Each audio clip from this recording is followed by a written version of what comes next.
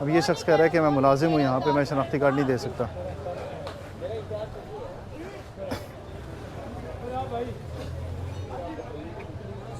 ये भाई साहब किसी को फ़ोन मिला रहे थे,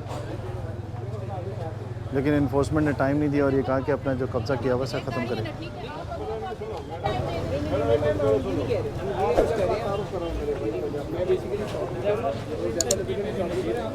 सारे जितने भी हैं हम ज़ाती दुकानदार हैं, मतलब हम इधर काफ़ी अच्छे से मार्केट है। हमारा बेसिकली आप लोगों से ये मुतालबा भी नहीं कह सकते, रिक्वेस्ट है काइंड ऑफ कि बेसिकली हमारे जितने भी वर्कर्स हैं, ये लेबर है जितनी वो हमारी बाहर काम करती है, ठीक है। और एक्सट्रीम वेदर में ऑलमोस्ट 40 डिग्रीज होता है, तो विदाउट शर्ट वो नहीं काम कर सकते। बगैर शर्ट्स के किस तरह हम मुझे बताएं, डायरेक्ट सनलाइट पड़ी तो गाड़ियों में किस तरह काम कर सकते हैं। और बारिश होती है तब हमें घर में काम करना शेड चाहिए, आप उसके लिए बाकायदा अप्रूवल लो, अप्रूवल नहीं मिलती तो फिर